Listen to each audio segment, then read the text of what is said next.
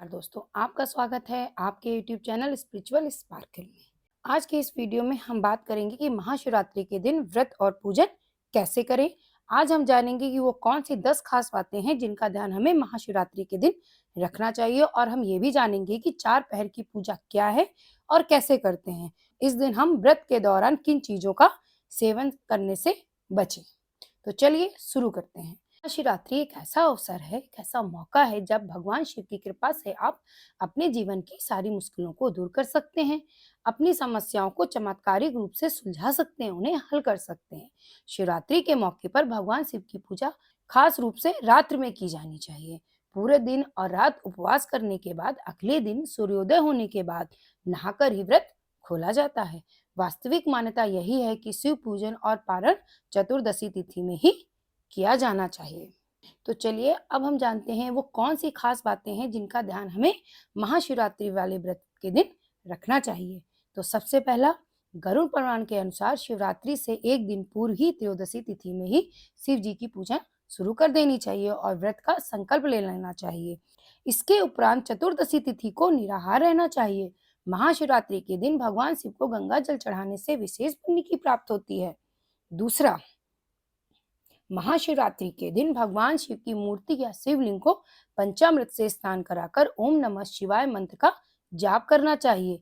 इसके बाद रात्रि के चारों प्रहर में शिव जी की पूजा करनी चाहिए और अगले दिन प्रातःकाल ब्राह्मणों को दान दक्षिणा देकर व्रत का पारण करना चाहिए। तीसरा, गरुड़ पुराण के अनुसार इस दिन भगवान शिव को बेलपत्र के साथ सफेद आंकड़े का फूल अर्पित करना चाहिए। भगवान शिव को बेलपत्र और सफेद आंकड़े का फूल बहुत ही प्रिय है। शिव पुराण के अनुसार भगवान शिव को रुद्राक्ष, बेलपत्र, भांग आदि शिवलिंग पे चढ़ाना चाहिए। चौथा, इस दिन महानिषिद्ध काल में महामृत्युंजय का जाप करने से जो रोग होते हैं उससे हमें राहत मिलती है। कोई भी व्रत पूर्ण श्रद्धा से अगर किया जाए वो तभी ही सफल होता है। पांचवा, शिव की उपासना और व्रत करने के से हमें सुफल मिलते हैं।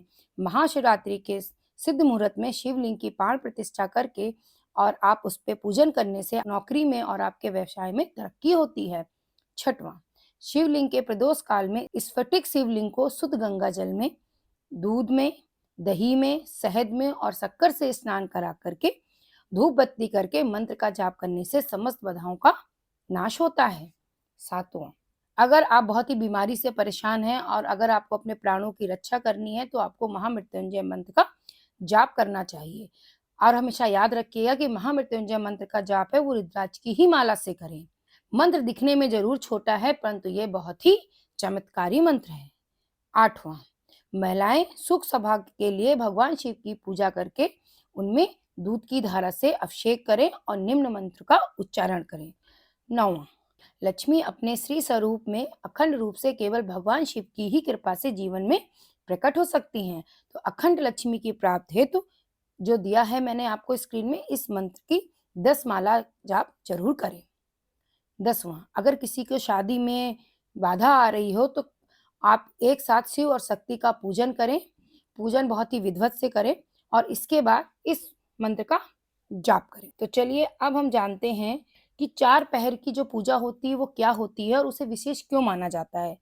तो तकनीकी रूप से देखें तो हर महीने शिवरात्रि आती है, लेकिन फागुन कृष्ण पक्ष की चतुर्दशी को जो शिवरात्रि आती है वो होती है महाशिवरात्रि। ये पूजन के लिए अत्यंत विशेष होती है। शिवरात्रि पर रात की पूजा सबसे ज्यादा महत्वपूर्ण मानी जाती है। इससे भी ज्यादा महत्वपूर्ण होती है 4 पहर की पूजा। संध्या काल से प्रदोष काल से शुरू होकर के ये पूजा अगले दिन तक ब्रह्म मुहूर्त तक चलती है। जो संपूर्ण रात्रि है इसमें हम पूजा करते हैं, यानी पूरी जो पूजा होती है वो रात में ही की जाती है। इस तरीके से 4 पहर की पूजा होती है और इसे करने से महाशिवरात्रि पर हमें हर क्षण भगवान शिव की कृपा मिलती रहती है। चलिए अब हम जानते हैं कि हमें व्रत के दौरान किन चीजों का सेवन नहीं करना चाहिए। तो महाशिवरात्रि का जो लोग व्रत कर रहे होते हैं उन्हें गेहूं, चावल, दाल आदि का सेवन नहीं करना चाहिए।